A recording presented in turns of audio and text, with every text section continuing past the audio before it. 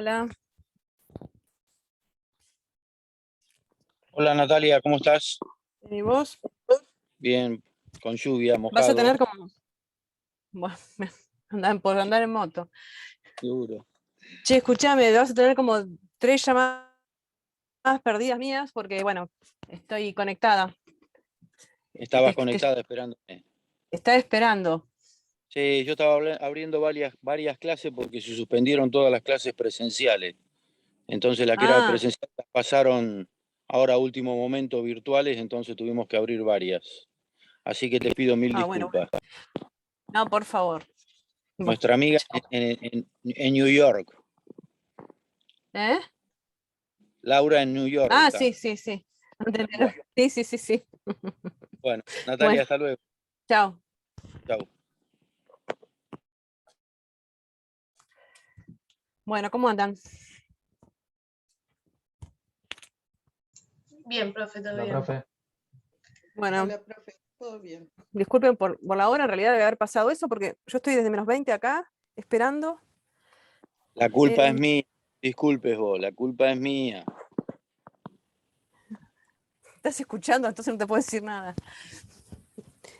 Bueno, no pasa nada. Em, mm, bueno, ¿están ya más o menos? No, falta gente. Bueno, yo empiezo.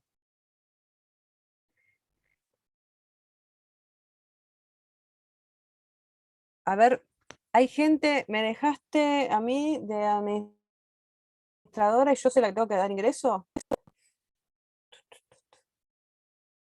Las ¿Alguien, personas ingresan ¿alguien me solas, ayuda? profesora. Ah, perfecto. No hay sala de espera.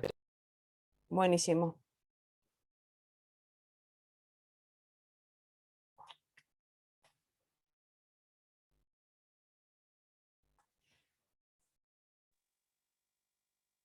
Bueno, vamos avanzando los que estamos, así no perdemos más tiempo. ¿Cómo les va? Hoy lindo día para hacerla virtual a la clase, ¿no?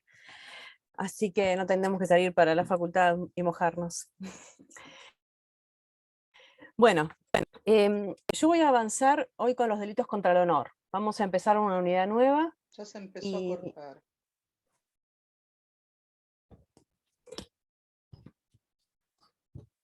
díganme si les pasa a todos o a alguien en particular.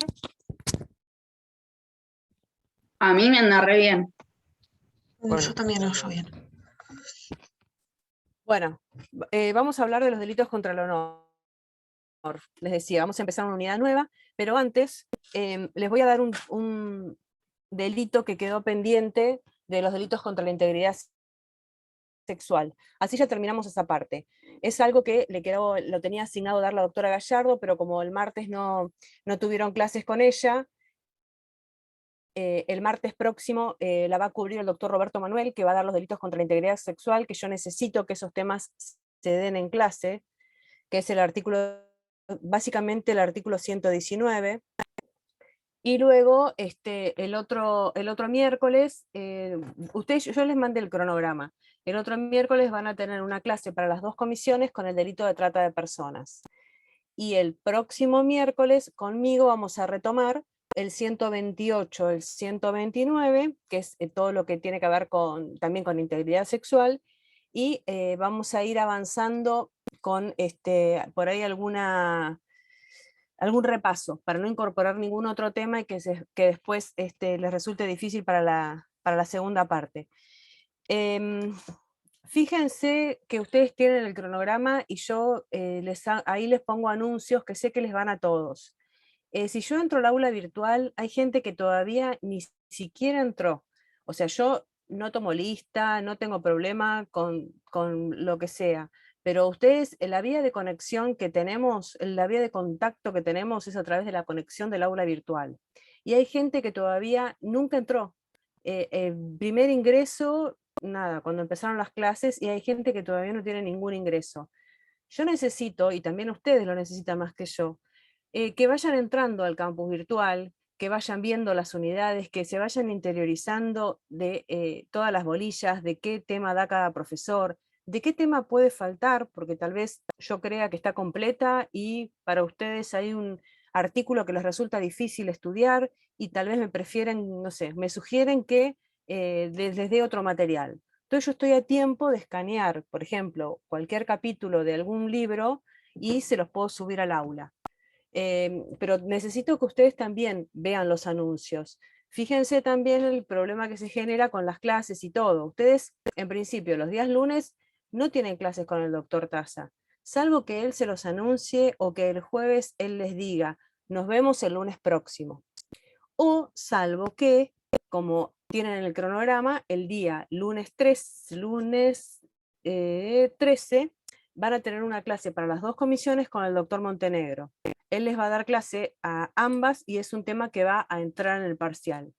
Pero eso ustedes lo tienen todo en el programa. Tal vez variemos algo a medida que vayamos avanzando, pero básicamente está el horario, el profesor y el tema. Yo hoy, por ejemplo, si ustedes ven el cronograma, tenía asignado, o preferí darles delitos contra el honor. Como Alexandra no fue el martes, voy a avanzar únicamente con un artículo porque me parece importante que lo tengan claro y porque está muy vinculado a lo que ya vieron conmigo, ¿no? Que es el artículo 125, el de promoción y facilitación de la corrupción. Para que ustedes únicamente luego les quede la lectura del 128 y 129 y el 119 que lo van a ver con el doctor Roberto Manuel el miércoles próximo. Miércoles próximo, que es, o el 15, no, el 22. El 15 me parece que tienen asignado con Lisandro. Lo van a ver con Manuel el martes 14. Y el 15, que sería mi clase, la va a dar Lisandro para las 2 comisiones, Lisandro Álvarez, que muchos lo deben conocer porque ya en algunas comisiones de penal 1 está. Así que él les va a dar el delito de trata de personas. Bueno, promoción y facilitación de la corrupción. En realidad lo que se va, yo les voy a subir un material, así ustedes luego lo pueden estudiar, pero fíjense la estructura del tipo penal y fíjense también el vínculo que tiene este tipo penal con el resto de los que vimos vinculados a la prostitución. En cuanto a la estructura y en cuanto a qué aspecto del bien jurídico es lo que se protege por este tipo de delitos. Entonces, si nosotros analizamos el delito de corrupción, fíjense, lo que se protege es lo que se dice normal para todos los doctrinarios, el normal desarrollo de la sexualidad. Es decir, es el respeto que tiene o la protección que tiene el derecho penal de acuerdo a los cánones sociales medios aceptados en una sociedad democrática y liberal de todo lo que tiene que ver con la conducta sexual. Es difícil entender qué significa esto, porque por un lado nosotros estuvimos hablando hasta hace poco que lo que se protege es la libertad sexual y ahora volvemos a introducir conceptos de normalidad sexual o conceptos de libertad que no tienen nada que ver tal vez con el aspecto que vimos la otra clase. Lo importante que tienen que tener presente ustedes acá, y ahora me van a entender por qué, es que acá lo que se protege es el normal desarrollo de la sexualidad en la medida en que las víctimas del delito de promoción y facilitación de la corrupción son menores de edad, menores de 18 años. Por eso es que es atípica la conducta de promover o facilitar la corrupción de personas mayores de edad, en el sentido que, como dice Donna, toda persona mayor de 18 años tiene la libertad de elegir qué vida sexual va a llevar adelante de acuerdo a los cánones previstos en el artículo 19 de la Constitución Nacional, sin que el Estado le pueda decir a una persona mayor de edad qué es lo que se puede entender como normal o anormal dentro de lo que es un vínculo sexual. Pero sí, el Estado tiene que estar presente cuando todas aquellas conductas tiendan a vulnerar el normal desarrollo de la sexualidad de los menores de edad. El tipo penal, ahora lo vamos a entender, el tipo penal está estructurado en tres párrafos. El primer párrafo, que es la figura básica, es la conducta típica descrita claramente, luego tienen un agravante de acuerdo a la edad de la víctima cuando es menor de 13, y luego tienen agravantes comunes, que es lo que les va a servir y lo que les sirve de lo que ya vieron conmigo cuando analizamos el artículo 125 bis. Entonces, si ustedes agarran el Código Penal, fíjense que el tipo empieza diciendo: el que promoviera o facilitar la corrupción de menores de 18 años, aunque mediara el consentimiento. Es una estructura igual a la del 125 bis. Era el que promoviera o facilitar la prostitución. Lo que sí aclara acá es que es de menores de 18 años. ¿Por qué? Porque es atípica el delito de promoción y facilitación de la corrupción cuando los involucrados son personas mayores de edad. El segundo párrafo tiene un agravante con víctima menor de 13, que tiene una pena de 6 a 15, y el tercer párrafo dice que cualquiera sea la edad de la víctima, claramente cualquiera sea la edad de la víctima menor de 18 años, y tiene una escala penal que va de 10 a 15. Ahora, lo que tenemos que saber es qué significa corrupción. Así como en la clase anterior analizamos qué es la prostitución, acá tenemos que entender qué es la corrupción. Entonces hay una autora que es clara al decir al definir la corrupción, que se llama Zulita Fellini, donde dice que la corrupción tiene que entenderse como la alteración de costumbres sexuales de menores de edad mediante prácticas perversas. Esto que les digo así son conceptos que están utilizados por la doctrina. Prácticas perversas, prácticas prematuras o prácticas excesivas.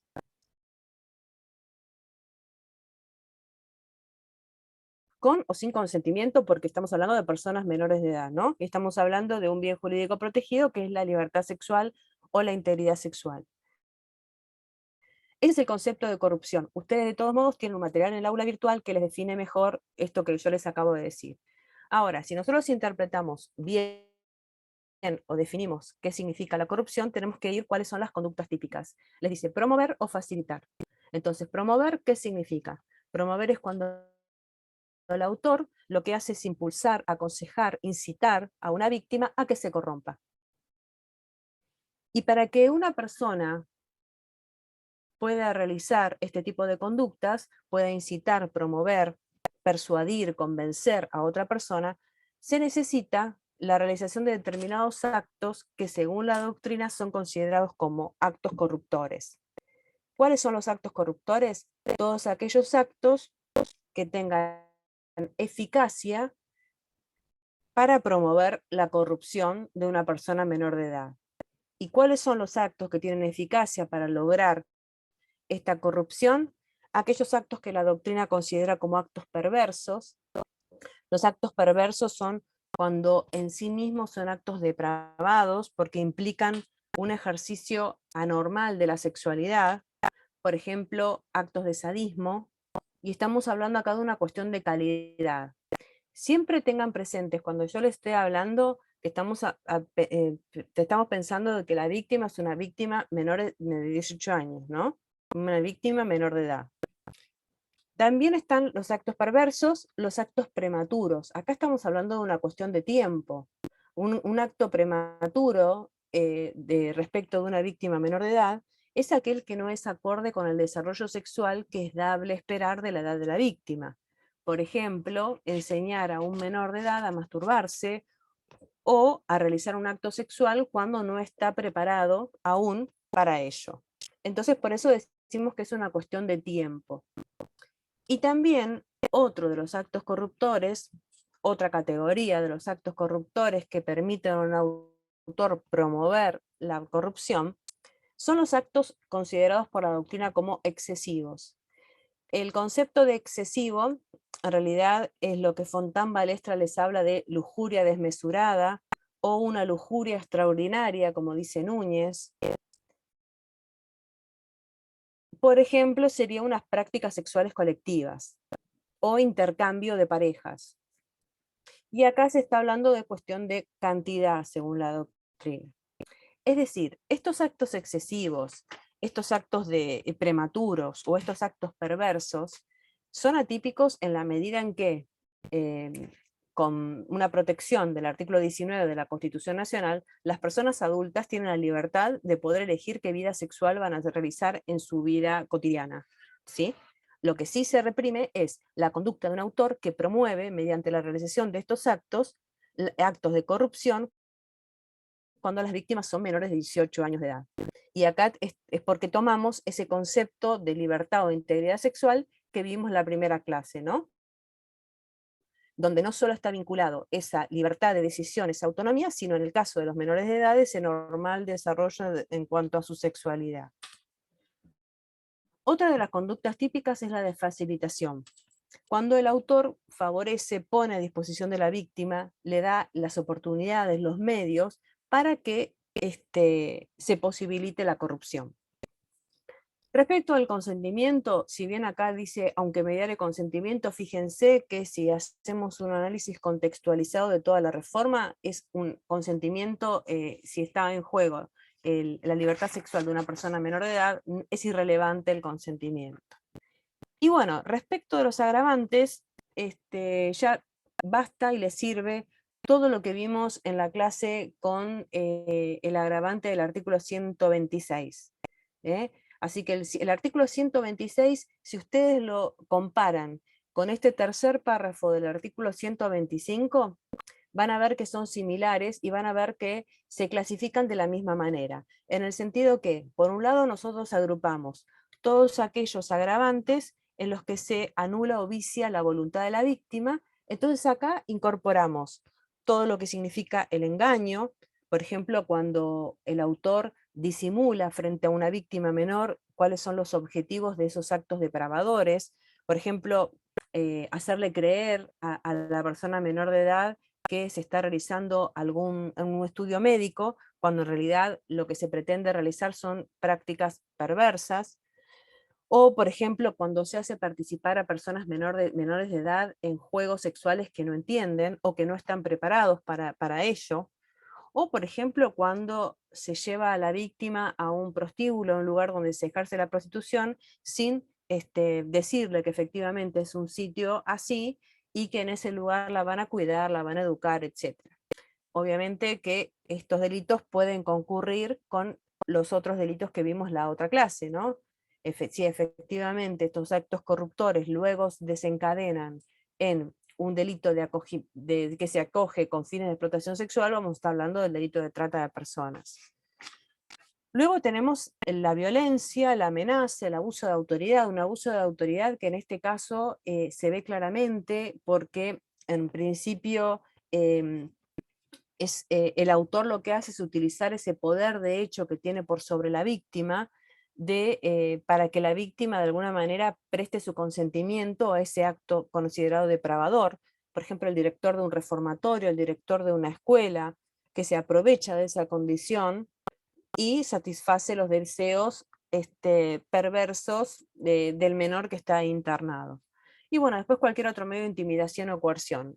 Esto respecto de los medios. Después tienen la otra clasificación, que son los agravantes por el vínculo, cónyuges, hermanos, todo lo mismo que vimos en el 126, y todos aquellos, la tercera clasificación está dada por todos aquellos en los que existe una posición de garante del autor respecto de la víctima, donde hay un deber del autor, por ejemplo, en la persona encargada de su educación o guarda, los maestros o el ministro de algún culto religioso, no, etcétera, ¿sí?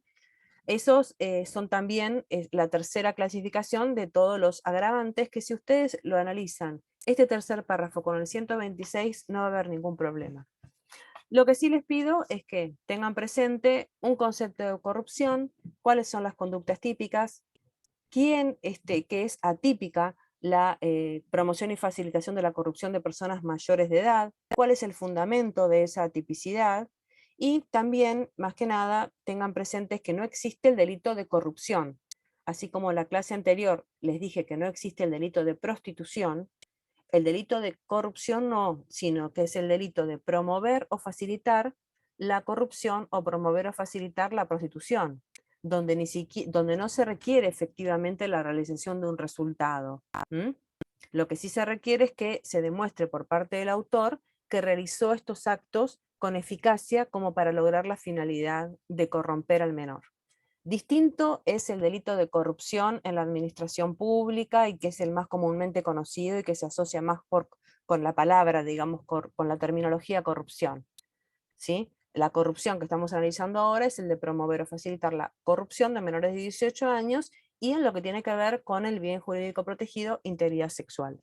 Listo, cambiamos el chip, empezamos delitos contra el honor, abran el código, artículo 109.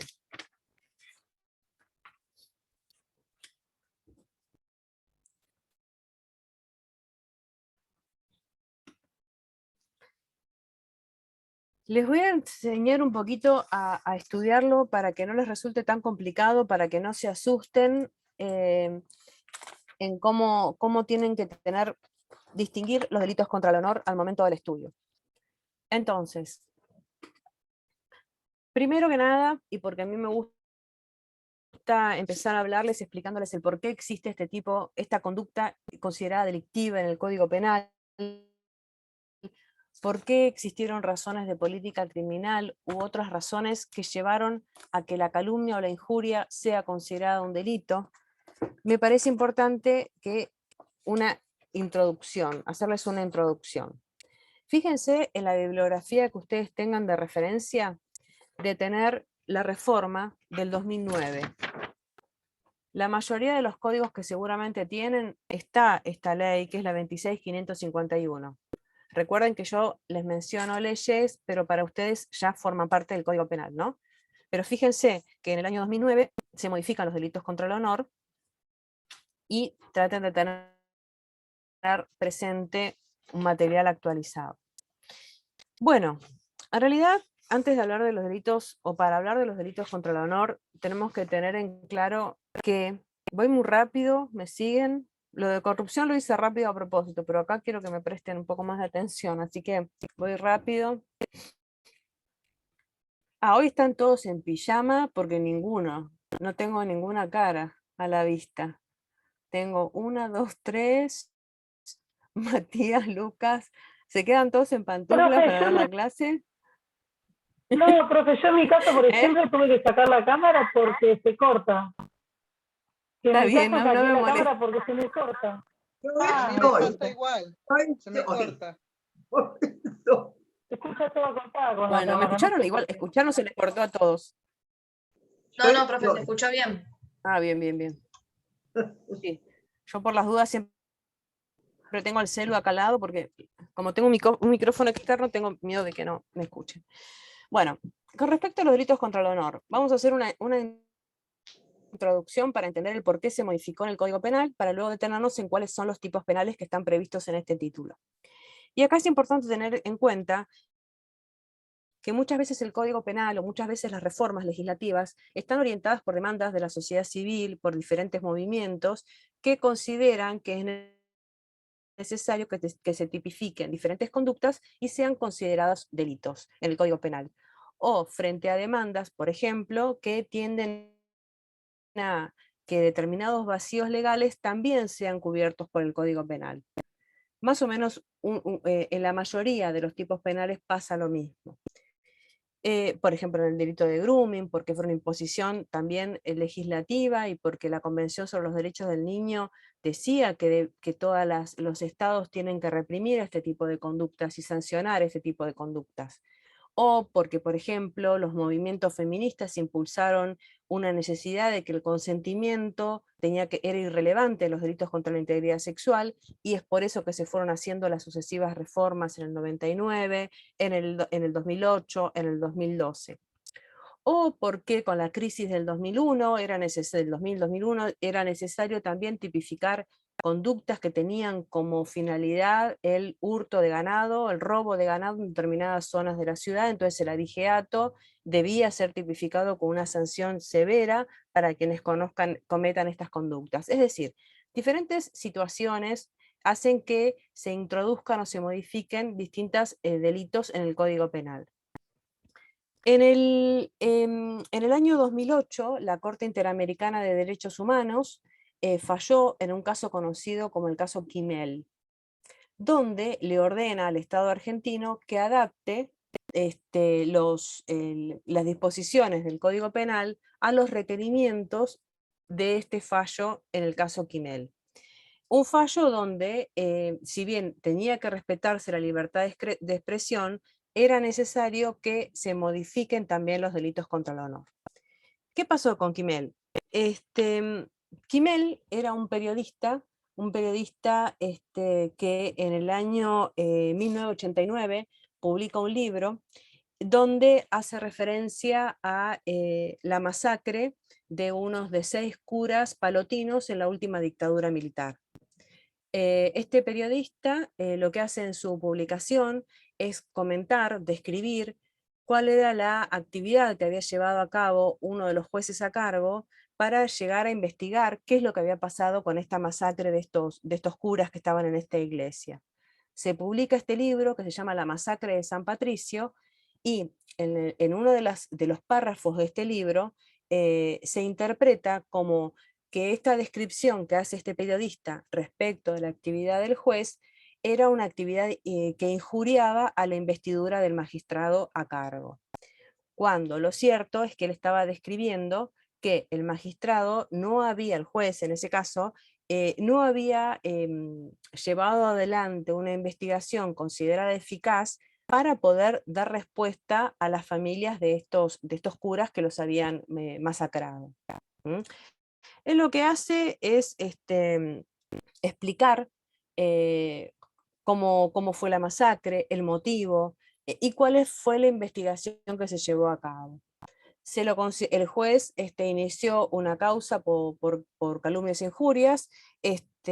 Kimel fue llevado, fue enjuiciado, fue condenado a la pena de prisión y también a pagar una indemnización, en función de lo que había descrito en el libro de la masacre de San Patricio, ¿no? Y en función no de todo el libro, sino de un párrafo donde hacía referencia a cómo había actuado el juez.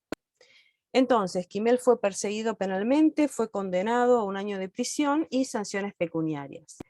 Este caso llega con el patrocinio, con la colaboración del CELS, el Centro de Estudios Legales y Sociales, al que después se incorpora el CEGIL, otro instituto, también de protección de derechos humanos, y hacen una denuncia ante la Comisión Interamericana de Derechos Humanos. Ustedes no se los voy a preguntar, pero el sistema de Naciones Unidas o el sistema interamericano, recuerden que está la Comisión Interamericana de Derechos Humanos, que eleva y evalúa un caso y luego pasa a la Corte Interamericana de Derechos Humanos, y en función de eso se puede condenar a los estados por algún incumplimiento de alguna de las normas o pautas o disposiciones que están en la Convención Americana de Derechos Humanos. Pero el paso primero es ir ante la comisión. El CELS acompaña a Kimel, esta persona condenada, a un pedido contra la Comisión Interamericana, donde se cuestiona esa sanción penal que se le había impuesto al periodista, porque se decía que se estaba coartando la libertad de expresión y que eso era más fuerte o más importante que el honor o la investidura del magistrado. Esto llevó a todo un análisis de la Corte Interamericana, porque el caso es pasado a la Corte Interamericana, donde se analiza la situación, se analiza la libertad de expresión, dónde está contemplada en la Constitución Nacional, en los tratados internacionales incorporados a la misma, y en la sentencia que dicta la Corte Interamericana de Derechos Humanos en el año 2000, explican y analizan, más que nada, 2008, perdón, 2008, en la sentencia de la Corte Interamericana lo que hace es analizar todo el contexto histórico de Argentina y explicar también cuál fue el rol de la Iglesia en la dictadura militar. Entonces, bueno, en función de eso, la Corte Interamericana le ordena al Estado argentino reparar íntegramente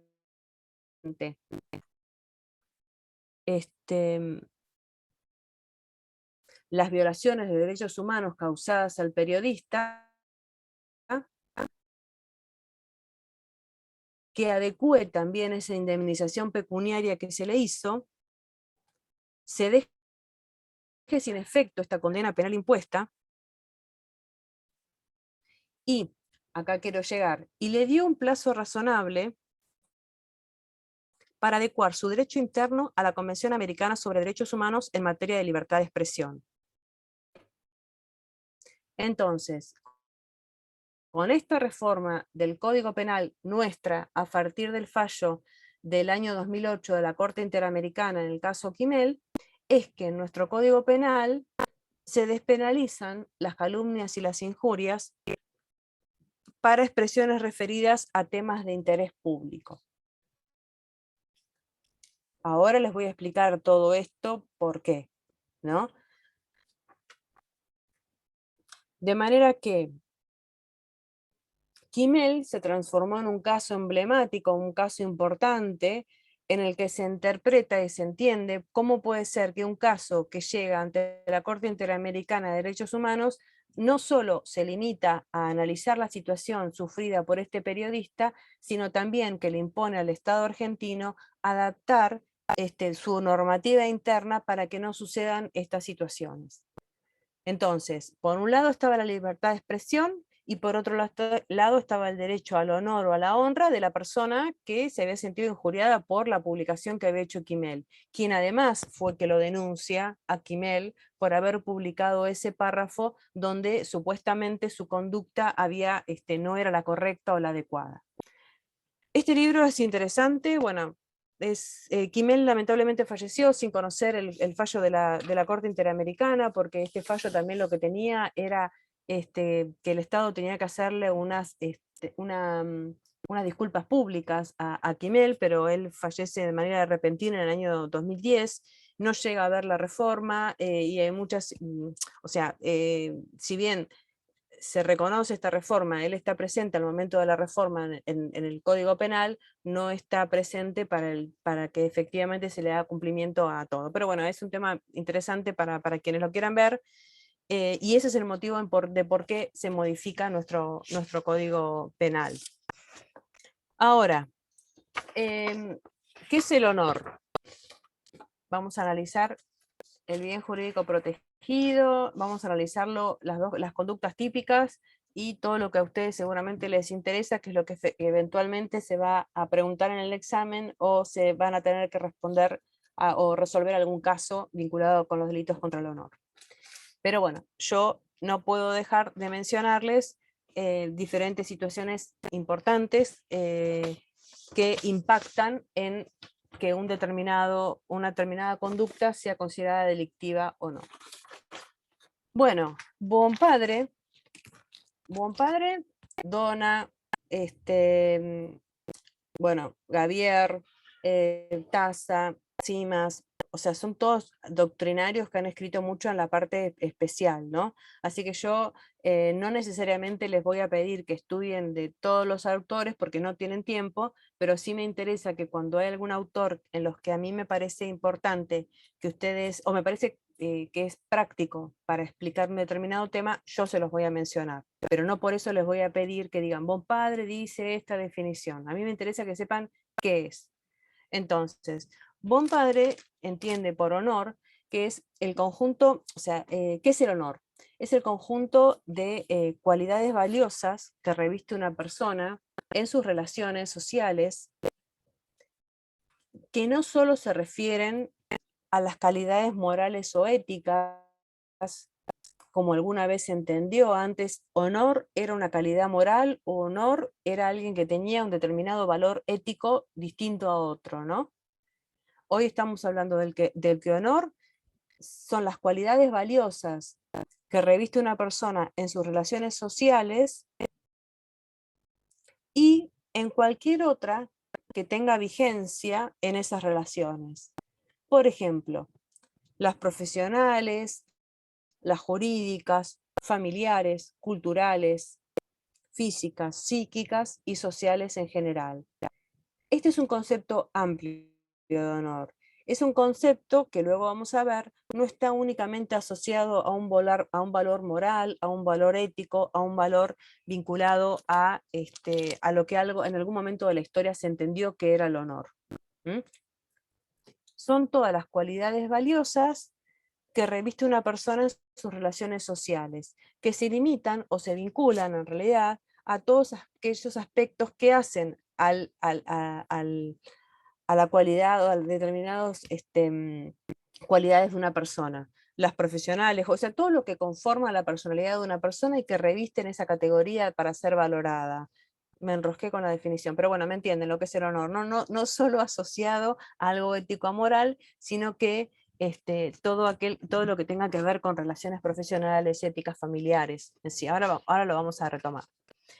¿Y por qué es difícil en algún punto entender qué es el honor? Porque hasta ahora la mayoría de los tipos penales que ustedes están estudiando son de naturaleza material, ¿no? Estamos hablando de un robo de una cosa, la muerte de una persona, mientras que acá es de naturaleza inmaterial. Nosotros estamos hablando de un honor que es un valor, no deja de ser un valor, algo que depende de la valoración que se haga. Estos delitos contra el honor están agrupados en dos figuras básicas, que son las que ustedes comúnmente conocen, que son las calumnias y las injurias. La injuria es el tipo básico o genérico de imputación, ¿no? Mientras que la calumnia es una especie caracterizada por el contenido y por la naturaleza de la acción deshonrosa.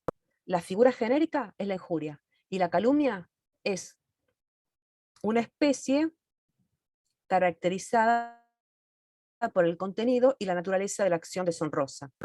Ahora lo vamos a ver por qué, pero si quieren, para que me vayan entendiendo un poco y yo puedo seguir avanzando, una injuria es decir, desacreditar a alguna persona, diciéndole algo en contra de su honor, ¿no? Mientras que la calumnia, yo le estoy imputando falsamente a otro la comisión de un delito que dé lugar a acción pública. Es más jorobado, es más complicado. Entonces, por eso yo digo que acá, en el delito de calumnia, es la especie, mientras que la injuria, yo digo no, lo dicen todos los autores, mientras que la injuria es lo genérico de imputación. Yo te ofendo la honra en la injuria, pero peor aún si te imputo falsamente que cometiste un delito. Y ahora vamos a verlo. En cuanto a la ubicación legislativa, si ustedes se fijan en el Código Penal, se fijan en el programa, la mayoría de los manuales que son acordes a los títulos del Código Penal, después de la vida se encuentran los atributos de la personalidad. Entonces, la mayoría de los autores entienden que, teniendo en cuenta la historia de nuestro país y teniendo en cuenta el impacto de las recientes reformas, lo protegido luego de la vida, o el bien que tiene un mismo valor respecto de la vida, que sigue, perdón, a la vida, es la libertad. Entonces, que una correcta ubicación legislativa debería ser la vida, la libertad, y luego sí los atributos de la personalidad, la honra, el honor, lo que se quiere. Pero porque eso dependía de otro momento histórico, donde el valor, la honra, la honestidad tenían determinados valores que hoy en esta sociedad, nosotros hoy, nos parece más importante que lo que se tiene que proteger luego de la vida es la libertad de una persona. La libertad de una persona en los aspectos que ustedes los van a ver en la segunda parte, ¿no? Pero que un poco fuimos avanzando. Ahora te digo, ¿alguien levanta mano? No. Pero ahora me van a entender un poco cuando empieza a describir un poco los tipos penales. Entonces, esa es la primera crítica que se hace, es la ubicación legislativa. La vida, la libertad y después los atributos de la personalidad. Pero bueno, lo cierto es que hoy ustedes tienen un código penal en el que está la vida, los atributos de la personalidad, y por eso está en el artículo 109 y a la continuación de los delitos contra la vida. En cuanto a los aspectos históricos, hay muchísimo para estudiar, hay muchísimo para ver de cuáles son los antecedentes históricos de las injurias y las calumnias. Sepan, para mí, lo que más me resulta importante que ustedes tienen que saber es que la calumnia es de aparición más reciente, mientras que la injuria, o cuando hablamos de injuria, nos remontamos a la clasificación que ya se daba en el Estado romano, el derecho romano. Ya es más antiguo hablar de injurias. Las injurias incluso en el derecho romano se clasificaban en dos, en las injurias privadas y en las públicas. Y a la vez, ambas se subclasificaban. Así, las privadas podían ser comunes, o leves, o atroces. ¿Qué era una injuria privada común? Era, por ejemplo, imagínense el Estado romano, imagínense las diferentes clases, los diferentes roles y los diferentes valores que tenían determinadas personas respecto de otras, unas valían más, si se quiere, respecto de otras. La vida de los esclavos no valía, ¿entienden? Entonces, el honor también estaba asociado a este tipo de valoración. Entonces, una injuria privada común o leve era la comisión de hechos concretos donde, por ejemplo, se ensuciaba o se manchaba, se fustigaba con gestos a una persona, y se podía hacer a través de la palabra, que podían ser injurias verbales, como a través de la escritura.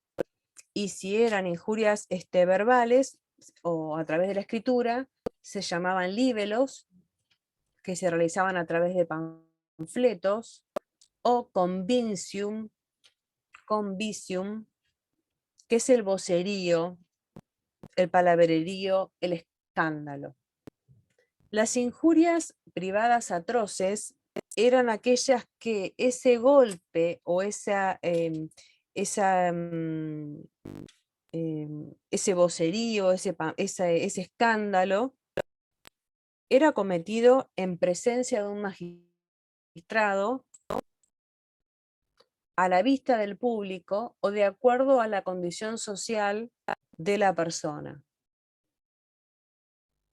Y después las injurias públicas se subdividen en directas o indirectas y dependían de aquellas que amenazaban la seguridad o la integridad económica y política del Estado romano. ¿Qué significa todo lo que les estoy diciendo? Analizamos el concepto de honor, vimos la ubicación legislativa de la crítica y vemos que hay mucho de historia del delito de injuria y el delito de calumnia. Sepan que la calumnia es de aparición más reciente, pero que la injuria tiene una historia mucho más anterior. Estamos del derecho romano. Y que existían estas diferentes clasificaciones donde incluso si analizamos las injurias, o estos ejemplos que yo les acabo de dar, ven que chocan mucho con lo que puede llegar a ser un daño, por ejemplo, o una lesión. Hay determinadas conductas que implicaban una deshonra, un descrédito a otro, que se realizaban mediante actos materiales que bien pueden ser considerados otras conductas delictivas. Nada más que eso, simplemente sepan esa distinción. Ahora, estamos hablando de que el honor es esencialmente relativo, es un valor inmaterial, como dijimos al principio, es esencialmente relativo. ¿Y por qué digo esto? Porque está condicionado por pautas de tipo social y de tipo cultural. Es decir, cuando hablamos de honor, no estamos hablando de un valor absoluto. Es uno de los bienes jurídicos más difíciles de precisar, justamente por este carácter inmaterial, o por la diversidad de sentidos extrajurídicos que posee o que tiene histórica y socialmente. Se considera que es una concreción de la dignidad personal y por consiguiente atribuible a todas las personas. Todas las personas tienen honor. Sin embargo, tradicionalmente este honor, que nosotros lo hablamos de manera genérica, puede ser analizado desde dos puntos de vista. El honor subjetivo y el honor objetivo.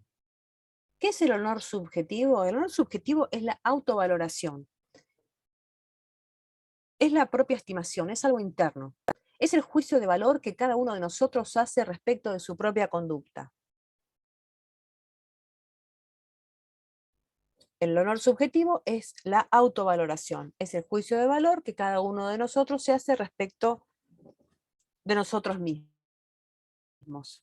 Mientras que el honor objetivo es algo externo, es algo social, y es lo que se conoce como reputación. ¿Qué es la reputación? Es el juicio de valor que hacen terceras personas respecto de nuestra conducta real o aparente. Porque al ser objetivo, al ser algo externo, es esa reputación que nosotros hacemos visible frente al resto, que puede ser real o no. Lo importante es la reputación que ellos tengan respecto de nosotros, de acuerdo a la conducta que nosotros aparentamos, que puede o no coincidir con la autovaloración, porque puede ser que una persona tenga una autovaloración muy baja, pero frente al resto puede tener una reputación muy elevada. pueden o no coincidir. El honor objetivo y el honor subjetivo pueden o no coincidir. Nuestro Código Penal protege a ambos, la autovaloración y la reputación.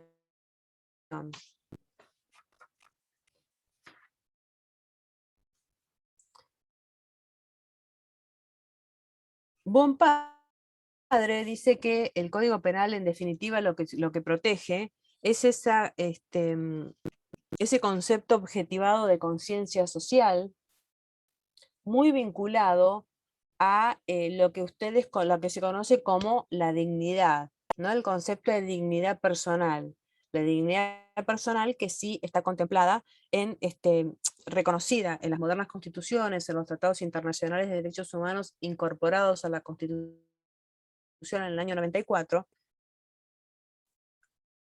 y cada vez que se habla de honor, entiende que debe ser asimilado a ese concepto de dignidad personal. Bueno, ¿qué pasa con esto? Por un lado, nosotros decimos que es un valor, que es muy difícil de precisar, que no es un valor absoluto. Entonces surgieron diferentes cuestiones suscitadas a ver si todas las personas tenían honor. Lo importante, no existe individuo o raza humana carente de honor. El sujeto pasivo solo pueden ser las personas físicas, vivas y nacidas. Sin embargo, por la naturaleza inmaterial de este bien jurídico protegido y la situación especial de ciertos sujetos, se ha planteado en la doctrina a ver si determinadas personas podían ser titulares o no de los delitos contra el honor. Y ahí comienza una discusión que, si ustedes lo ven en el programa, lo tienen más extenso. A mí me interesa que únicamente lo sepan, que únicamente puede ser sujetos pasivos, las físicas, las vivas y las nacidas. Pero sepan también que respecto de los menores, por ejemplo, hay una opinión dominante que sí pueden ser sujetos pasivos de los delitos contra el honor. Habrá que estar al momento de la imputación ofensiva. Por ejemplo, decirle a un niño de 1 año, sos un ladrón, tal vez no afecte ni en el presente ni en el futuro su honor. Pero sí decirle, por ejemplo, a una niña de 14, sos una prostituta o sos una persona, no sé, con una vida sexual rápida, lo que sea, sí puede afectar a esa niña en el presente o en el futuro. Al Profe, igual que una como consulta. sucede con los... Ay, sí. Perdone Sí. que la interrumpa. No, está bien. No, Quiero hacer una consulta. En la calumnia, o en el caso de la calumnia, ¿no? Que es la falsa imputación de un delito a una persona. ¿Esa imputación tiene que ser dentro de un proceso y tiene que ser sobreseído como para no que se llegué a demuestre que es falso? ¿O cómo es? Ok. No llegué a hablar de calumnia, pero no es necesario un proceso. Ok. Eso es en el momento. Yo te grito en la calle a vos, Mariano, sos un ladrón porque el 15 de febrero te vi entrando al domicilio ubicado en tal lugar con un LCD en tu mano, y bueno, eso. Ahora lo analizamos, pero no Ok, necesariamente. listo. Esa figura que vos me decís la tenemos después en unas especiales. Todavía no Profe, una arrancamos ni pregunta. siquiera a analizar el 109 y el 110. Sí, Matías. ¿El ente ideal, una persona jurídica, tiene algún tipo de resguardo en el código ante No. algún tipo de deshonra o descrédito, no? No, en un momento sí. En unos proyectos está prevista la injuria, la deshonra a las personas jurídicas. Es algo que hoy también forma parte de una reforma. Ahora lo vamos a analizar también, la situación de las personas jurídicas. Pero en principio, hoy en nuestro código no existe los delitos contra el honor de personas jurídicas. Sí, antes en el 112, anterior, que ni siquiera ustedes lo tienen en el programa. Sí, creo que lo tengo. En Está el código. derogado. A mí me parece derogado. Sí, pero no está derogado lo que es la injuria en juicio. ¿Qué Ahora lo artículo, vemos. perdón?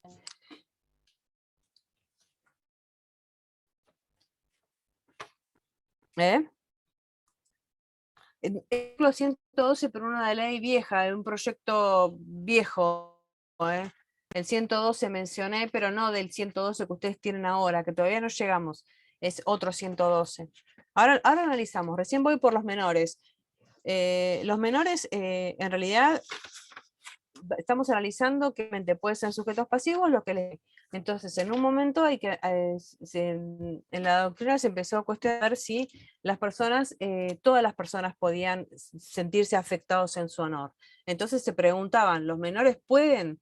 Entonces, bueno, va a depender del tipo de, o la naturaleza de la acción, o el momento en que se lleva a cabo. Al igual que, más allá de que incluso los menores, o lo mismo con personas con algún tipo de discapacidad, no puedan ver o verse afectado en cuanto al aspecto subjetivo, en cuanto no pueden comprender o no puedan comprender ese carácter ultrajante, ¿no?, de la obra para ellos. Pero lo cierto es que la mayoría de la doctrina interpreta que sí, menores pueden ser sujetos pasivos de los delitos contra el honor.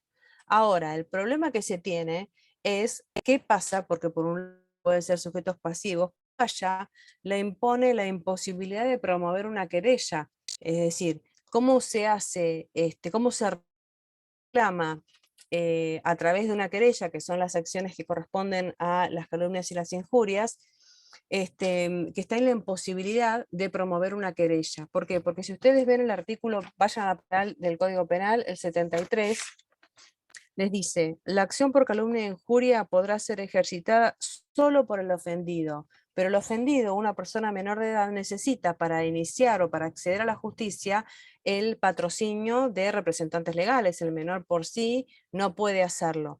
Entonces se dice que por un lado se reconoce el derecho a que puede ser sujeto pasivo del delito contra el honor, tiene una imposibilidad de promover una querella. Aunque luego hay una interpretación que dice que en realidad bien pueden hacerlo los padres o los representantes legales en su nombre. Eso, nada, su menor puede ser sujeto pasivo, lo mismo que las personas incapaces, ¿no? Tanto un menor como una persona con algún tipo de incapacidad, partiendo de esta teoría de que todas las personas tienen honor, una primera postura podría sostener que incluso no, con el argumento de que los dementes no pueden comprender que efectivamente se los está ofendiendo, o que no pueden apreciar o medir la ofensa, pero bueno, ¿qué pasa si recuperan su salud? ¿O qué pasa cuando el menor llega a esa mayoría de edad? Profesora, Bueno, también en una entonces, parte de la historia existían las personas que se consideraban deshonradas o personas carentes de honor. Directamente, como les dije hoy, los esclavos, los gladiadores, las meretrices, o sea, las personas que ejercían la prostitución, no tenían honor. O sea que si alguien realizaba alguna acción injuriosa en perjuicio de ellos, no podían hacer absolutamente nada porque era una característica o una cualidad que no la tenían. Porque no eran Y bueno, personas. los muertos, si no Que no eran consideradas personas, por eso. tal cual. No eran ni personas, y el honor se medía de acuerdo a la clase social que tenían. profesora, Después, bueno, entonces, los muertos. discúlpeme, sí, entonces No. quedaríamos en que los menores pueden tener su acción representada por sus mayores. En principio vamos a hacer, sí, pero nosotros acuérdense que acá estamos analizando el Código Penal. El Código Penal, el sujeto pasivo del delito contra el honor puede ser un menor de edad, lo mismo que un incapaz. Luego ven cómo se puede ejercitar esa querella, esa acción a nivel de en otra asignatura, digamos. Bien, los representantes legales pueden promover una acción en beneficio de los menores que se consideran injuriados, sí, pero si ustedes leen el artículo 73, dice solo por el ofendido. Entonces hay que ver si dice solo por el ofendido y nosotros analizamos la situación, hay que ver si al llegar a la mayoría de edad la puede promover y en principio si la acción no estará extinguida, donde claramente lo más probable es que esté extinguida. Entonces, bueno, en principio son sujetos pasivos, pero van a tener determinadas vallas legales, procesales, para poder iniciar esta querella en su nombre. Los muertos. ¿Qué pasa con los muertos? La doctrina dominante rechaza la idea porque los derechos de los muertos se extinguen con su desaparición física. Pero en el proyecto PECO de 1941 y el proyecto Solar de 1960, estuvo prevista la ofensa a la memoria de los muertos. Y el problema que se genera cuando se analiza a qué pasa con los muertos es por una confusión con la lectura de este mismo artículo 73, donde el artículo 73, ya se lo leí, pero vamos a seguir. La acción por calumnia e injuria podrá ser ejercitada solo por el ofendido y después de su muerte por el cónyuge, hijos, nietos o padres sobrevivientes. ¿Qué significa este artículo? ¿Que existe también esa memoria a la ofensa del muerto? No. ¿Cuál es la interpretación que se tiene que dar a este 73? Primero, que el orden del artículo es excluyente. Fallecido el ofendido, la acción le va a corresponder al cónyuge. Si es soltero, divorciado, viudo, separado legalmente, a los hijos. Y luego a los nietos o a los padres que sobrevivan. Pero, para que estos parientes, y acá es donde se genera la confusión, tengan expedita la acción penal, es decir, puedan iniciar una acción en nombre del muerto, la ofensa se tiene que haber proferido en vida del difunto. Es decir, el artículo 73 no habilita o no prevé la injuria o la calumnia contra el muerto, sino Hay contra un fallo un sobre vivo. todo eso, ¿no? ¿Cuál es? No El fallo tengo... Balbín de Clarín. Ah, sí, El sí, de pero Balbín. sí, sí, Ah. pero eso fue... En realidad no es un fallo tanto de injuria, sino por el tema de su... Sí. de libertad de expresión Sí, y de su imagen. privacidad y todo lo que pasó. Ah, Pero perfecto. bueno, por eso, no por el honor, no por la ofensa, sino qué pasaba con la derecho a la imagen del intimidad. muerto cuando lo pasearon por ahí. Derecho a la intimidad. Exacto. Exactamente. Pero no una ofensa. No estamos hablando de la ofensa, no, el derecho a la ofensa tiene que ser en vida del que después se muere. Y bueno, y ahí estaba lo que me preguntaba recién Matías, ¿qué pasa con las personas jurídicas o colectivas? En el texto legal sí o sí hablan, si ustedes lo ven, en el actual habla de personas físicas. Que el honor únicamente puede tener por sujeto pasivo una persona física, pero alguna parte de la doctrina, incluso las modernas, doctrinarios de la parte especial, el área de comercial, de empresas, y sostiene que en realidad las personas jurídicas tienen un honor y debería estar protegido también por el Código Penal, en el sentido que tienen un nombre comercial, tienen un crédito, tienen una reputación, tienen un grado de confianza también del público y también tienen que ser protegidos por el Código Penal. E incluso Bonpadre dice que la solución tal vez debería volver al artículo anterior 112, que el artículo 112 del Código Penal contemplaba, que es el que yo les decía que no es el 112 de ahora. El 112 contemplaba lo que era, por ejemplo, la injuria, la calumnia y la difamación de la persona colectiva. ¿Sí? Se preveían 3. Hoy tenemos calumnias e injurias. Entonces, bueno, Bonpadre dice que la solución sería volver a contemplar una figura penal de difamación de la persona colectiva. Bueno, estamos hablando de la calumnia, estamos hablando de la injuria, 109 y 110. Los artículos que tienen que saber son el 109 y 110, y acá recién empezamos a ver qué es lo que dice el Código Penal. Todo lo que dije antes no es que nos sirve, sino que sirve para introducirlos a ver qué es lo que son los delitos de injuria y de calumnia. Ya dijimos que existe una relación de especialidad entre la injuria y la calumnia, ¿no? Entre ambos, esto que hace, impide que funcionen en concurso. Es decir, en tales supuestos, obviamente que va a prevalecer la calumnia. En cambio, tal vez se pueden encontrar algunos fallos aislados donde la jurisprudencia ha sido vacilante, pero básicamente del principio del concurso aparente es el más sencillo de entender, el principio de especialidad. Entonces, siempre que exista una ofensa que sea considerada como una calumnia, se va a descartar la injuria, que también es una calumnia. Que también es una actividad deshonrosa, digamos. Bueno, estos delitos son de carácter formal, de mera actividad o de pura actividad, es decir, se consuman con independencia del resultado producido, es decir, no es necesario que la honra o el crédito del ofendido efectivamente se haya lesionado o perjudicado. Puede cometerse por cualquier medio, verbal, por escrito, impresos, grabados, dibujos, una caricatura, por ejemplo, un gesto también, por los medios de comunicación actuales, y puede ser por acción. Algunos entienden que es por omisión, pero realmente, coincidiendo con Soler, es muy difícil, está bastante discutido, es muy difícil probar cómo se podría injuriar a alguien por omisión. Pero bueno, en algún momento se interpretó que podía cometerse. La injuria. Si ustedes analizan el artículo, leen el 110, agarran el 110 y cortan la lectura con el punto.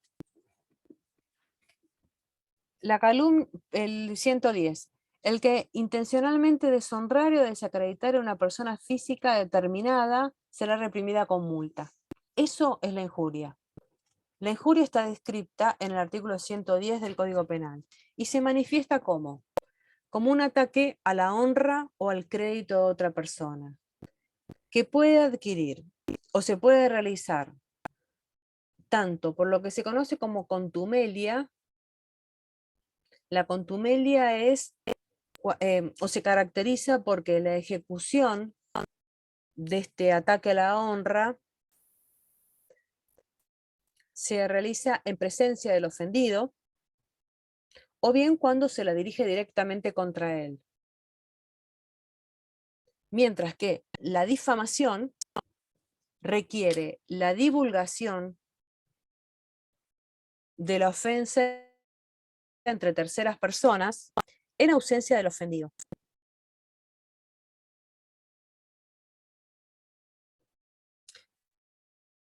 O sea, cuando estamos hablando de una injuria, exige la imputación de algo a otra persona.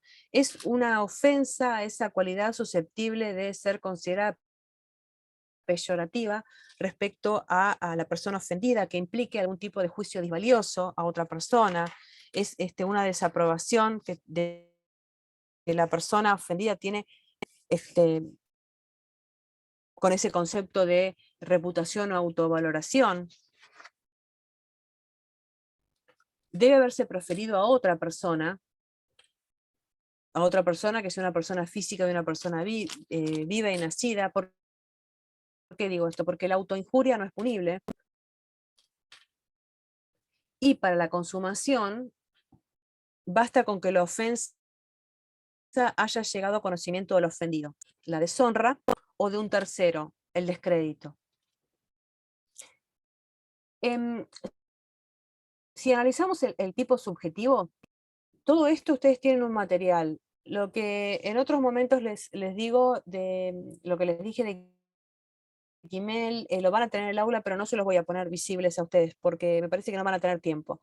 Ya con lo que les dije y con que sepan Quimel, me parece importante. Pero todo lo que yo les estoy diciendo ahora tienen un material que para poder completar con definiciones que yo estoy haciéndolas rápida, porque quiero llegar a la calumnia como para que puedan entender bien algunos conceptos y de última retomamos en la próxima clase, ¿no? Pero para que sepan distinguir cuáles son las injurias y cuáles son las calumnias. La injuria en el 110, y acá fíjense que si ustedes leen el artículo 110, les dice el que intencionalmente deshonrare o desacreditare. Es decir, si nosotros analizamos el elemento subjetivo, es un delito doloso. La injuria es un delito doloso. Requiere que el autor tiene que saber que con lo que hace o con lo que dice es capaz de ofender, en el caso concreto, la honra o el crédito de otra persona. O al menos tiene que admitir esa posibilidad de que su conducta tenga esa capacidad, ¿no? De que pueda ofender la honra de otra persona. O sea, se requiere el dolo, un elemento, el conocimiento y voluntad de realización del tipo objetivo. Es decir, que el autor tiene que saber que con su conducta está, en el caso concreto, está perjudicando la honra o que puede al menos tener esa posibilidad. ¿Y por qué les digo esto? Porque antes se requería, además de la demostración del dolo, el animus injuriandi, es decir, el animus de injuriar. En todos los casos en que estos delitos, no hay nada, Graciela, en el campus, porque yo a medida que los doy, luego los subo. Hoy, por ejemplo, los voy a subir, hoy mañana les subo el 125 y ahora les subo lo de honor. Antes se requería en los análisis de en un juicio, no solo la demostración del dolo, sino la existencia del elemento subjetivo distinto al dolo, que era el animus injuriandi. Es decir, que el autor además se demuestre que tenía ese ánimo de injuriar, esa intención de injuriar. Pero ¿qué pasa? Ya estaba criticado esto porque implicaba introducir por vía analógica al tipo penal un elemento subjetivo distinto al dolo, no contemplado en la norma, porque el código no les hablaba del animus injuriandi. Antes hablaba de deshonrar o desacreditar. Entonces se descartaba la demostración de este animus injuriandi por la violación al principio de analogía y la imposición de este elemento subjetivo extrapenal que no estaba previsto en la norma, pero sí tenía que demostrarse el dolo, el aspecto objetivo únicamente respecto del dolo. Ahora, cuando se modifica el Código Penal en el año 2009, se incorpora la palabra intencionalmente. ¿Qué significa intencionalmente? Si yo estoy describiendo un tipo penal donde dice que el que deshonrar o desacreditar a una persona física determinada se va a sancionar con una pena de multa, obviamente que tengo que demostrar que lo realizó con dolo. Si no, la conducta es atípica. Y como no está prevista la forma culposa, no podría demostrarse. Entonces, esta palabra intencionalmente se considera que de alguna manera se volvió a incorporar ese elemento subjetivo de intención al dolo. Entonces también se estaría violando este principio de analogía prohibido por el Código Penal para poder introducir un elemento subjetivo no previsto en la norma o no necesario o redundante, como en este caso. Entonces yo acá, si dice intencional, es porque claramente la palabra intencional es que es doloso. La mayoría de los tipos penales se entiende que se tiene que demostrar el aspecto subjetivo. Entonces, bueno, la interpretación que se hace ahora, y que tal vez ustedes lo van a leer un poco más extenso en la bibliografía que tengan ahí, que les suba al campus de TASA, es esa crítica que se hace a esta palabra intencionalmente. Bueno, después vemos el artículo 111, pero quiero llegar a la calumnia, porque la calumnia lo que les dice es, lo define, ya el 109 define qué es la calumnia. Son esos tipos penales donde ustedes lo leen y ya lo pueden definir tranquilamente. Es la falsa imputación a una persona física determinada de la comisión de un delito concreto y circunstanciado que dé lugar a la acción pública. Fíjense al pie del artículo anterior. Antes de la reforma, con un código vigente del 21. O sea, Quimel lo modificó, pero teníamos un delito que estaba desde el año 1921. Decía, la calumnia o falsa imputación de un delito que dé lugar a acción pública. Y la pena era con pena de prisión. Hoy tenemos una pena de multa y además describe en el tipo penal qué es la calumnia.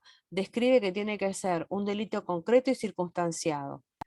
Entonces, ¿qué requiere para hablar de calumnia? Una conducta imputativa, es decir, atribuirle algo a alguien, pero no algo cualquiera. En este caso, porque surge del tipo, tiene que ser un delito. Se le tiene que atribuir de manera expresa, determinada, concreta, circunstanciada, la imputación de un delito que dé lugar a acción pública. ¿Qué quiero decir con esto? que no sirven atribuciones de generalidades o circunstancias de hecho susceptibles de interpretaciones dispares, no sirve atribución de hechos futuros. Decir que alguien cometió un hurto no es una calumnia, sino que tiene que decirse que en tal día, al presentar la declaración jurada de tu empresa, omitiste realizar el detalle de los empleados tal y tal y tal que debían presentarse, poniéndoles un ejemplo más complicado, pero en realidad asimilados, por ejemplo, al delito de robo. Por ejemplo, que el día tal ingresaste a una vivienda ubicada en tal lugar, siendo las horas, tal hora, en que maniataste a la persona, que la encerraste, rompiste una puerta para entrar, te apoderaste de su televisor y lo introdujiste a tu esfera de custodia. No basta con gritarle chorro, ladrón, eso no es una calumnia. A lo sumo será una injuria, pero para que sea una calumnia tiene que estar detallado, circunstanciado, descripto, ser un delito que dé lugar a acción pública. Con esto quiero decir, un delito que dé lugar a acción pública y que sea un delito que esté contemplado en el Código Penal o en leyes especiales, donde se dejan afuera las faltas y las contribuciones, y cuando se habla de un delito de acción pública, es decir, todos aquellos que se promueven de oficio, es decir, sin instancia de parte. Bueno, queda quedan 3 temitas para ver. Lo vamos a ver en la clase próxima. Una es la prueba de la verdad, que es el artículo 111.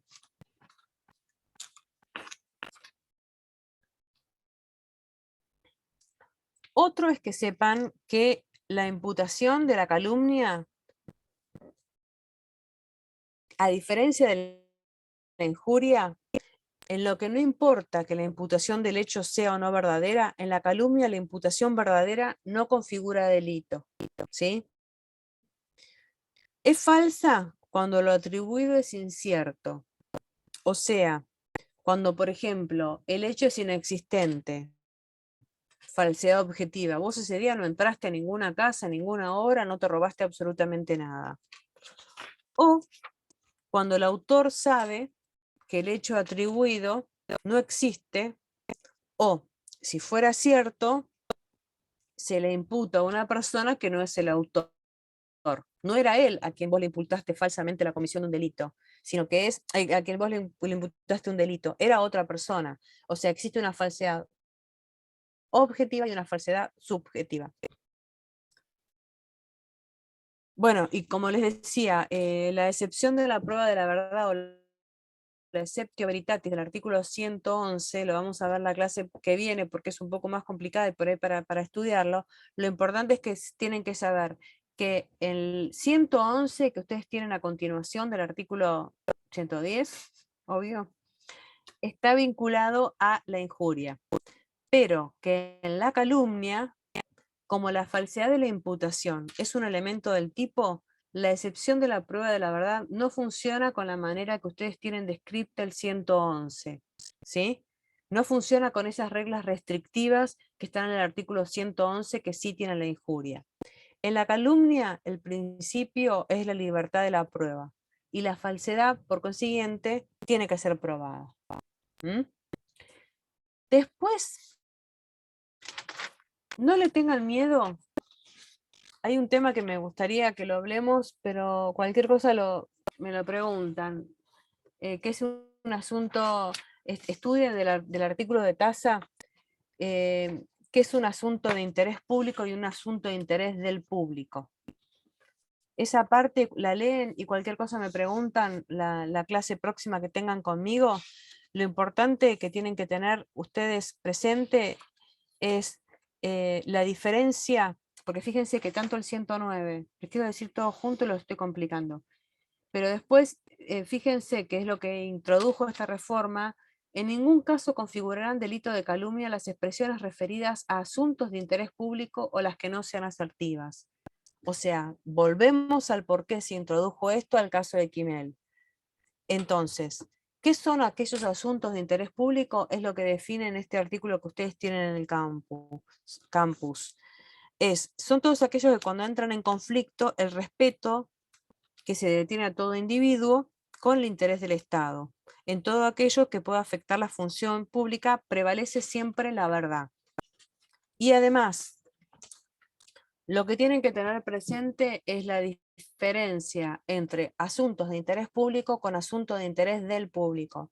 No es lo mismo decir que estamos frente a un asunto de interés del público porque, por ejemplo, son aquellos que tienen una importancia social, alguna importancia porque tal vez genera que el personaje del que se está hablando tiene algún interés mediático, artista, y que eso genera algún interés por parte del público, de la sociedad. Mientras que el concepto de asuntos de interés público implica, de alguna manera, son todos aquellos que tienen importancia institucional, son todos aquellos que tienen que ver con la cosa pública, son todos aquellos que tienen que ver con los diferentes organismos del Estado, diferentes funciones, donde se vincula la actuación con el normal y correcto desarrollo de un ente de gobierno. Esa definición se lo da Taza. Y después no le tengan miedo a esta segunda parte 112, 113, 114, 115, 116, 117 y 117 bis. Acá quiero que lo estudien directamente del Código Penal. El 112 no lo estudien porque está derogado. Pero estudien el 113, agarran el código, lo marcan, que es la publicación o reproducción de injuria o calumnia inferida a otro.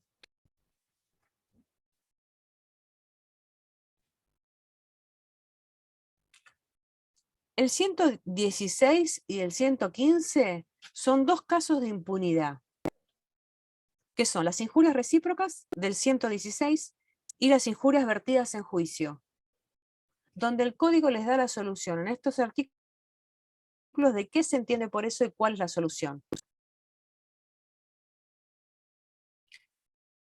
El 117 es la retractación.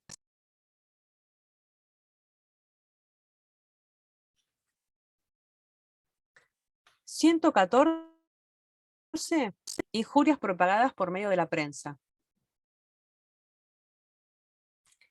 Y el 117 bis es una reforma modificada, donde ustedes van a ver que tienen inciso 1, 2, 3, 4, pero en realidad los vigentes son el 2, el 3 y el 4, porque el 1 se derogó. Y es una reforma que hizo de todo lo que tiene que ver con las falsedades incluidas en los delitos contra el honor. Una ley 25.326, en realidad esa ley es la ley de habeas data, la ley de protección de datos personales. Tal vez alguno de ustedes ha visto, alguien ha visto en Constitucional, que es la ley de habeas data, que es la ley de datos personales, donde incorporó dos disposiciones en el Código Penal que no tienen antecedentes en el Código Penal argentino. Es decir, esta ley de habeas data, de protección de datos personales, introdujo este artículo 117 bis en el Código Penal y el artículo 157 bis dentro de los delitos de violación de secretos, de los delitos contra la libertad, que los van a ver luego conmigo. Pero esta ley de datos personales incorpora este artículo. O sea, que ustedes agarran el título 2 del Código Penal y van a ver que tienen 1.000.000 de artículos, que está derogado, modificado. No se asusten. Tienen que saber el 109 y el 110, qué significa una injuria, distinguirla de la calumnia. Y después, esa aclaración que hacen los dos artículos lo ven de Taza. ¿Qué significa un asunto de interés público? Y cuando no sean asertivas, ahí tienen la definición en el artículo que les voy a dejar. Y siempre recuerden el caso que originó esta modificación, ¿no? Después el 111 les explica lo de que se conoce como exceptio veritatis, o la excepción de la prueba de la verdad. El 111 le hacen una flecha al 110. ¿Por qué? Porque para el tema de la calumnia no tenemos esta limitación. Y después ya arrancan con el 112, que no existe, así que tienen un artículo menos para estudiar, Y después el 113, 114, 115, de acuerdo a lo que les dije, ¿cómo se llama? Lo leen directamente del Código Penal. No lo cuelgan, lo leen del Código Penal. ¿Por qué? Porque puede ser que en un caso de múltiple choice les dé alguna pregunta vinculada a esto. Entonces, no necesariamente vamos a desarrollar lo que significa, por ejemplo, una injuria recíproca. Cuando las injurias fueron recíprocas, el tribunal podrá, según las circunstancias, declarar exenta de pena a las dos partes o alguna de ellas. Tal vez el múltiple choice va a estar vinculado a cuando hubieran injurias recíprocas, el tribunal, no sé, condenará a un resarcimiento, por ejemplo. A mí me interesa calumnias e injurias y que las sepan aplicar en un caso práctico, en un caso que tengan que resolver. Y del 113 en adelante que sepan de qué se trata y lo estudian con los títulos que le di. Bueno, liquidé toda la unidad con esto, pero obviamente que hay mucho y que seguramente a mí me va a quedar otra clase como para aclararles algunos conceptos. De todos modos me pueden escribir por el campus si no entienden algo. Yo les voy a hacer visibles entre hoy y mañana lo que acabamos de ver. Si hay algo que no les gusta, que no entienden, que quieren otro material, me lo piden y bueno, y le buscamos una solución, ¿sí? Recuerden y les pido por favor que a la clase del martes próximo, si bien no va a estar Alexandra, va a estar Roberto Manuel, que es profe de la Comisión 2, pero necesito que vean en clase el 119 y 120, que es esa parte que quedó colgada, porque no quiero que lo vean al final, antes del examen, ¿sí? No quiero que lo vean antes del examen, que es cuando Alexandra vuelve a dar clases. Yo prefiero que se dé antes y que ustedes puedan estudiarlo antes. Bueno, no los dejé ni hacer preguntas, ni decirme nada, hablé todo de corrido, pero bueno, ¿todo bien? ¿Entendieron? Sí, profe, se entendió bien. Bueno. Respire, doctora, respire. Bueno, Un poco duro. me bueno, quedó el cualquier hamster. cosa hablamos. Respire, doctora, respire. ¿Qué? Respire, respire. Que respire, claro. 115, 116, doctora. ¿Qué? Usted fue diciéndonos la importancia que tenía cada uno de los artículos que vamos a estar viendo. Y me quedó colgado lo del 115 y 116. No sé qué dije, pero el nombre, ¿cómo se llaman? No, que se refieren a algo, pero no pude captar qué. Los casos de impunidad y las injurias recíprocas e injurias vertidas en juicio. Perfecto, muchísimas gracias. Bueno, nos vemos en algún momento porque el miércoles que viene tienen con Lisandro. Así que... Profesora, tengo nosotros una nos veremos. consulta. Sí. Con respecto a la evaluación, porque el doctor Tasta nos había comentado que iba a ser presencial escrito, pero no nos lo confirmó. Y ahora como escuché que usted comentó algo sobre múltiple choice, me confundí. Sí, es que todavía no lo sabemos, porque nos dijeron que teníamos que seguir esperando, que nos van a dar una respuesta de la semana próxima. Ahora lo que pasó fue que estas modalidades mixtas permitían que haya comisiones que los tomen así, pero bueno, mirá, un día como hoy con tormenta o el otro día también que también estuvo con tormenta, se tuvieron que suspender las clases, y entonces estamos evaluando a ver si lo vamos a hacer virtual o presencial. Claro, sobre pero todo todavía no lo porque sabemos. esta comisión es virtual. No es Claro, mixta. nosotros no optamos. Claro, pero eso es para la modalidad de la cursada, que te daban la opción de elegir. Por ejemplo, Alexis eligió tener una comisión que sea a la mañana presencial. Nosotros decidimos que iban a ser todas virtuales. ¿Por qué? Porque tenemos también muchos alumnos en las dos comisiones, hay como 100 inscriptos al menos. Pero el tema del examen no nos daban opción, iban a ser todos presenciales. El tema es que ahora se empezó a complicar con esto que les digo, que las clases presenciales ya se complican. Te imaginas un parcial, cuando empiezan a aparecer los 50 ahí adentro, no sé si estamos en condiciones. Dijeron que se iban a reunir el Consejo Académico la semana próxima y nos iban a dar una solución, pero se los avisamos. ¿Eh? Gracias. Lucas, ¿me hablas a Lo que mí? pasa es que hay gente que tiene también No, Una perdón. excepción, ¿no? Ah, Claro, por te ejemplo, por ser, te veo hablando y... por ¿Por ser qué? persona de Disculpe, riesgo, disculpe. por ser, tenemos distintas excepciones. Hay excepciones que me están llegando que te las estoy anotando también. Hay Sí, excepciones yo- de gente que Yo soy de riesgo persona que de obviamente... riesgo, no puedo dar presencial.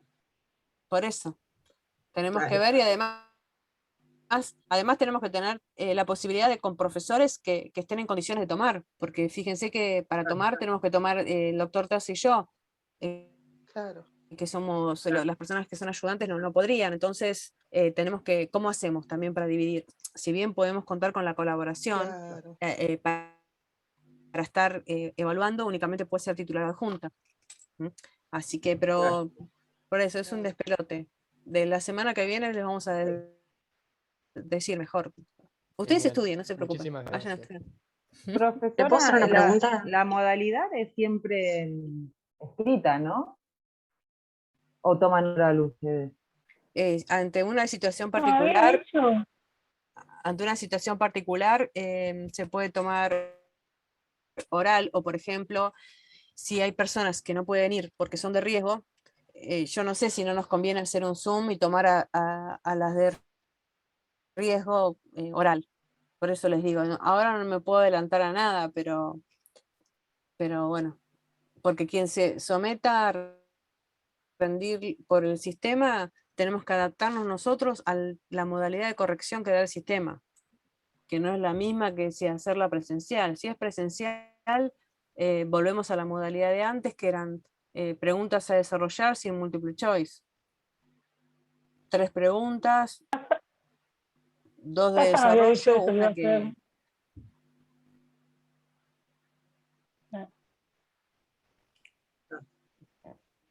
Profesora, que el doctor Lucía, Tasa ¿vos no me había querés dicho decir que iba a algo? ser 2.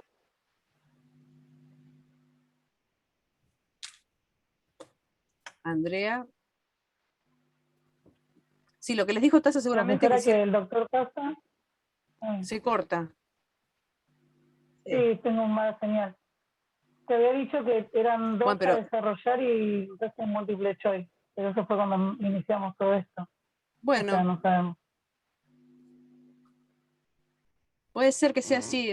Generalmente cuando era presencial eran 3 preguntas, 2 a desarrollar y una que no teníamos implementado el caso práctico en ese momento, eran de vincular tipos penales con otros. Pero ahora sí, bien puede ser así, esa modalidad. Nosotros les vamos a avisar, ¿no? Ustedes no se preocupen que no se van a sorprender ese mismo día con que, bueno, se van a tomar oral a la mitad, las otras se va a tomar. Vamos a tratar de buscar una solución para todos. Y van a avisar, se los voy a avisar yo con tiempo en el campus. Por eso les digo, vayan, métanse, que hay gente que no está, no aparece. Y eso sí lo miro yo. Que hay gente que ni bajó el material. Vayan leyendo, es material cortito. Hay algunas cosas que están fáciles para leerlas. Bueno, Igual, profesora, nos vemos la próxima. Muchas gracias. No escucho nada, no escucho, se me corta. Creo que los del CEP solucionaron ese tema del campus. Lo fueron solucionando. No, pero la gente, digo, la gente que no se conecta. Yo me puedo fijar si Claro, vos, no Andrea, entiendo. estás o no, o Matías, o Victoria, me fijo y me doy cuenta que María Pía no entró en julio, ¿entendés? A eso me refiero. Claro. Que si yo lo hago al pero no azar, entra me doy cuenta de esas cosas, pero no soy tan mala. Perfecto. Bueno, okay. Chao, nos vemos. Chao, profe, gracias. Profe, ¿Qué? a mí Sí, me sí, ¿quién desapareció habla? Juan Ignacio. ¿Qué A te mí me desapareció? a mí me desapareció todo lo del campus, las materias que estaba cursando. ¿En todas? Sí, me agregaron una materia que no estaba cursando que era práctica. Pero hablaste con Eso alguien por el de... tema de Hablá la con las chicas, con automatriculación, digo. Jessica. Ah, bueno, yo ahora hablo con ella. Sí, Con sí. Jessy que te solucionan todo. Además, otra cosa, mirá si se hace virtual el examen. ¿Cómo haces para acceder a eso? Tenés que tenerla bien, hacerlo con tiempo. Porque hasta hace unos días sí la tenía todo normal. No, preguntá, yo no tengo, te imagino, yo no tengo mucha idea de eso, pero no, averiguar y solucionarlo con los chicos del Listo, centro que te pongan en contacto con... ¿eh? Listo. Muchas gracias. No, de nada. Chau, chau. Hasta luego.